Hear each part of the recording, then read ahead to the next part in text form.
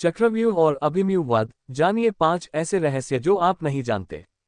अर्जुन और सुभद्रा के पुत्र अभिमन्यु के बारे में सभी जानते हैं कि वे किस तरह चक्रव्यूह में फंसकर मारे गए थे। आओ इस संबंध में जानते हैं 5 बेहद ही खास रहस्य। पहला है, श्रीकृष्ण ने दी शिक्षा। अभिमन्यु का बचपन अपने मामा श्रीकृष्ण की द्वारका में ही बीता। वहीं उन्होंने अस्त्र शस्त्र की दिशा ग्रहण की। वहां श्रीकृष्ण उनसे कहते थे कि तुम्हें भविष्य में बहुत महत्वपूर्ण भूमिका निभानी है। महाभारत के युद्ध में अभिमन्यु सबसे कम उम्र का योद्धा था। अभिमन्यु ने अपनी मां सुभद्रा की कोख में रहकर ही संपूर्ण युद्ध विद्या सीख ली थी। माता के गर्भ में रहकर ही उसने चक्रव्यूह को भेदना सीखा था। लेकिन वह चक्रव्यूह को तोड़ना इसलिए सीख नहीं पाया क्योंकि जब इसकी शिक्षा दी जा रही थी तब उसकी मां सो गई थी। दूसरा है, परीक्षित का पिता अभिमन्यु का विवाह महाराज विराट की पुत्री उत्तरा से हुआ। उत्तरा को बृहनलाह बने अर्जुन ने नृत्य और गान की शिक्षा दी थी अपने अज्ञातवास के दौरान।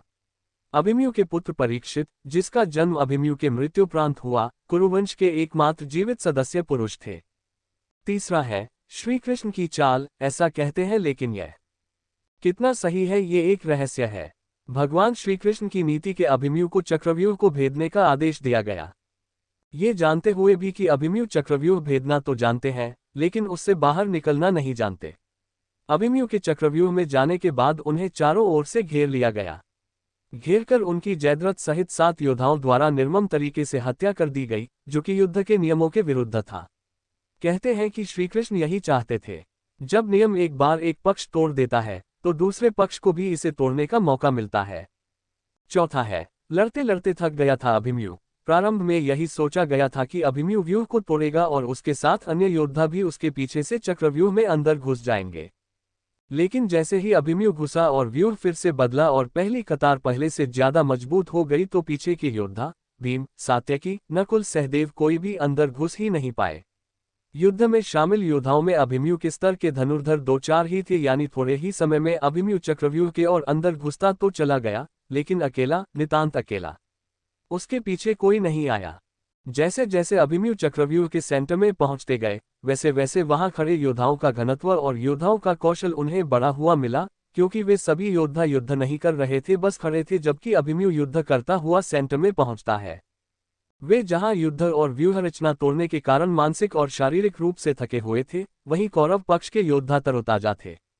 ऐसे में अभिमन्यु के पास चक्रव्यूह से निकलने का ज्ञान होता तो वे बच जाते, या उनके पीछे अन्य योद्धा भी उनका साथ देने के लिए आते तो भी वे बच जाते।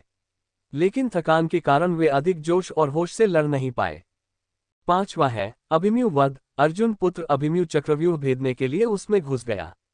चक्रव्यूह में प्रवेश करने के बाद अभिमन्यु ने कुशलतापूर्वक चक्रव्यूह के 6 चरण भेद लिए। इस दौरान अभिमन्यु द्वारा दुर्योधन के पुत्र लक्ष्मण का वध किया गया। अपने पुत्र को मृत देख दुर्योधन के क्रोध की कोई सीमा न रही। तब कौरवों ने युद्ध के सारे नियम ताक में रख दिए। 6 चरण पार करने के बाद अभिमन्यु जैसे ही 7वें और आखिरी चरण पर पहुंचे तो उसे दुर्योधन, जयद्रथ आदि 7 महारथियों ने घेर लिया। अभिमन्यु फिर भी साहपूर्वक उनसे लड़ते रहे। 7ओं ने मिलकर अभिमन्यु के रथ के घोड़ों को मार दिया। फिर भी अपनी रक्षा करने के लिए अभिमन्यु ने अपने रथ के पहिए को अपने ऊपर रक्षा कवच बनाते हुए रख लिया और दाएं हाथ से तलवारबाजी करता रहा। कुछ देर बाद अभिमन्यु की तलवार टूट गई और रथ का पहिया भी चकनाचूर हो गया। अब अभिमन्यु निहत्था था। युद्ध के नियम के तहत निहत्थे पर वार नहीं करना था, किंतु तभी जयद्रथ ने पीछे से निहत्थे अभिमन्यु पर जोरदार तलवार का प्रहार किया। इसके बाद एक के बाद एक 7 योद्धाओं ने उस पर वार कर दिए। अभिमन्यु वहां वीरगति को प्राप्त हो गया। अभिमन्यु की मृत्यु का समाचार जब अर्जुन को मिला तो वे बेहद क्रोधित हो उठे और अपने पुत्र की मृत्यु के लिए शत्रुओं का सर्वनाश करने का फैसला किया। सबसे पहले उन्होंने कल की संध्या का सूर्य ढलने के पूर्व जयद्रथ को मारने की शपथ ली। वीडियो अच्छा लगे तो चैनल को सब्सक्राइब जरूर करें।